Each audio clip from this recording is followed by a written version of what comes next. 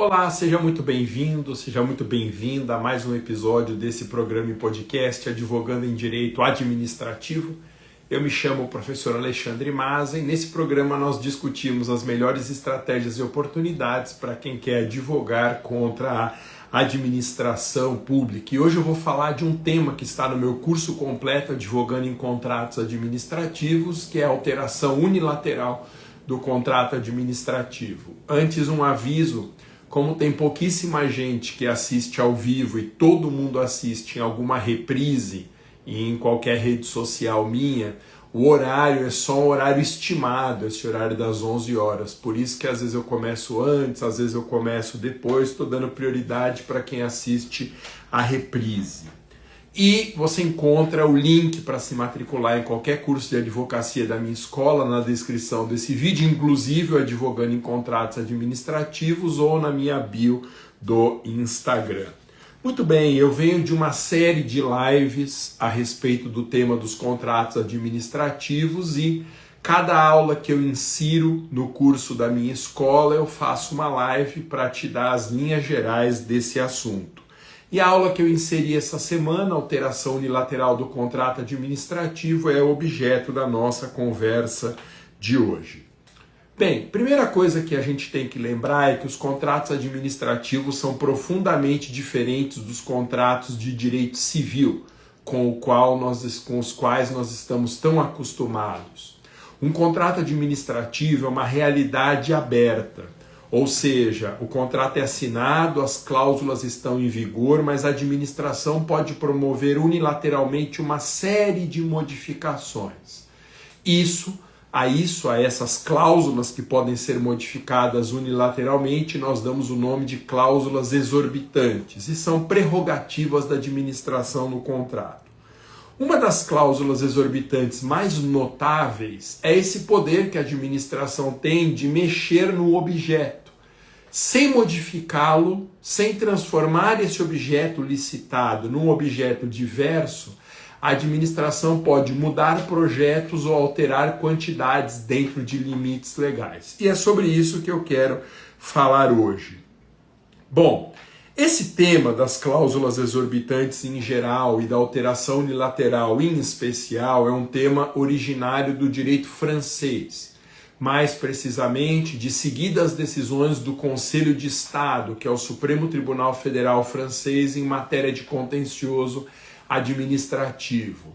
E a jurisprudência ali naquele país foi evoluindo no sentido de permitir que a administração adeque cláusulas contratuais a novas realidades de interesse público decorrentes de fatos supervenientes.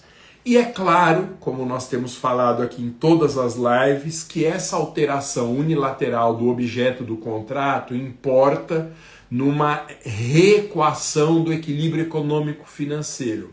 Ou seja, quer quando a administração faça acréscimos no contrato, quer quando ela faça supressões, o valor pago ao contratado tem que acompanhar a mudança. Havendo acréscimos, tem que se realizar um pagamento a mais, havendo supressão, um pagamento a menos. O professor Celso Antônio Bandeira de Mello, grande autoridade brasileira em matéria de contratos, diz que essa cláusula exorbitante é um poder de instabilizar o vínculo contratual, ou seja, inserir uma modificação nas regras contratuais que já estão estabelecidas. Muito boa essa expressão, competência para instabilizar o contrato. A alteração unilateral é disciplinada em diversos artigos da Lei 14.133, a Lei Geral de Licitações e Contratos. Entre os artigos 124 e 130, mas com destaque para o artigo 124, inciso 1 da Lei Geral de Licitações e Contratos, que diz o seguinte, abro aspas, artigo 124. Os contratos regidos por essa lei poderão ser alterados com as devidas justificativas nos seguintes casos. 1. Unilateralmente pela administração pública, letra A, quando houver modificação do projeto ou das especificações para melhor adequação técnica a seus objetivos. A isso nós damos o nome de alteração qualitativa. E letra B, quando for necessária a modificação do valor contratual em decorrência de acréscimo ou diminuição quantitativa do objeto nos limites permitidos pela lei. Nessa segunda hipótese, como eu mexo na extensão do objeto, nós damos o nome de alteração quantitativa. A informação mais importante para a análise dessa cláusula exorbitante é que o poder que a administração pública tem de alterar unilateral as cláusulas do contrato sempre pressupõe a superveniência de um fato novo. Tem que ter acontecido alguma coisa depois da celebração do contrato que justifique a utilização dessa competência incrível de mexer no objeto do contrato. Não havendo fato novo, não surge a competência de modificação no caso concreto. Então, esse é o pressuposto número 1, a superveniência de um fato que justifique a alteração do interesse público de modo a justificar a mudança no objeto do contrato. Bem, o estudo desses fatos novos que autorizam a modificação do contrato recebe o nome de teoria das áleas. Álea é uma palavra que significa sorte, um acontecimento, algo que não estava sendo esperado, mas que ocorreu.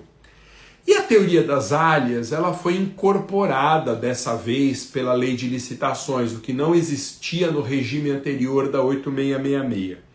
A própria lei fala em força maior, caso fortuito, fato do príncipe e fatos imprevisíveis. Cada autor na doutrina utiliza nomenclaturas diversas para se referir a esses fatos supervenientes.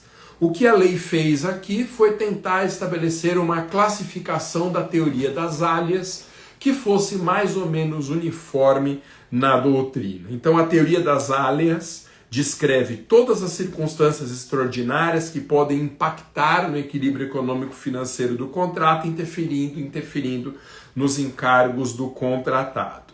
Lembrando que os contratos administrativos sujeitam-se a um princípio constitucional chamado de intangibilidade da equação econômico-financeira.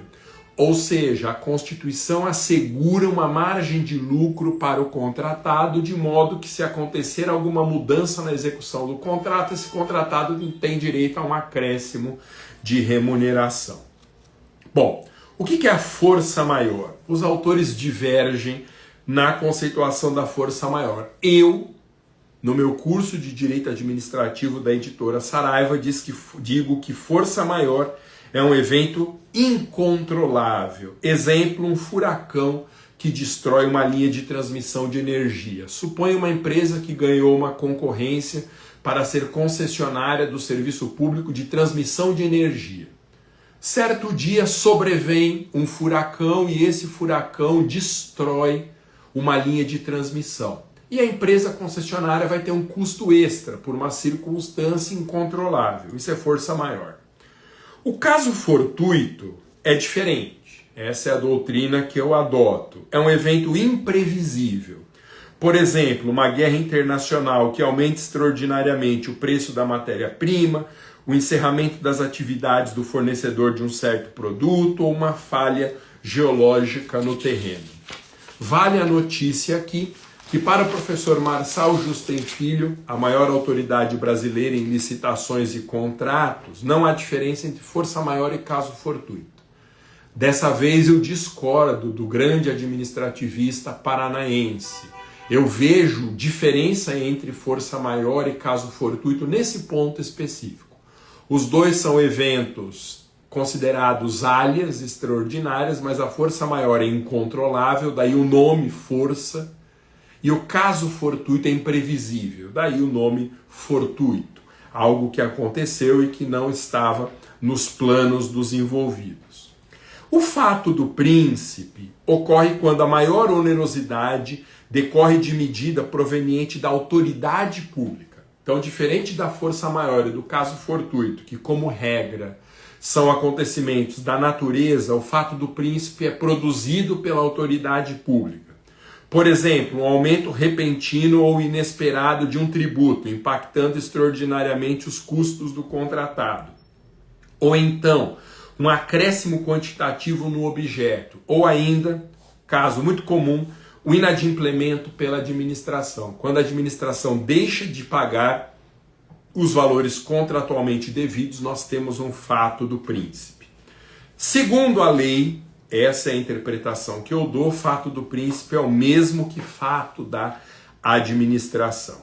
E por fim, os chamados fatos imprevisíveis, que são albergados pela teoria da imprevisão. Circunstâncias de conjuntura econômica imprevisíveis e excepcionais. Por exemplo, uma crise econômica que produz uma anormal variação cambial não prevista em um contrato internacional com pagamento em moeda estrangeira. Aqui se aplica a teoria da imprevisão, cujos requisitos, pressupostos, meios de caracterização eu ensino no curso completo Advogando em Contratos Administrativos. Por fim, nesse nosso papo que nunca pode passar de 15 minutos, porque ninguém assiste ou ouve mais do que isso hoje em dia na internet, limites à modificação quantitativa. Vimos que a modificação qualitativa é uma mudança de projeto. A quantitativa é um acréscimo ou supressão naquele objeto sem nenhuma modificação de suas qualidades. O artigo 125 da Lei 14.133, ele cuida das modificações quantitativas do objeto e estabelece como percentual geral de 25% para acréscimos e supressões. E o particular é obrigado a aceitar essa alteração quantitativa. No caso específico de reforma de edifício ou equipamento, aí o percentual sobe para 50%, porque todo mundo sabe, isso faz parte da nossa experiência de mundo, que as reformas elas saem do controle orçamentário.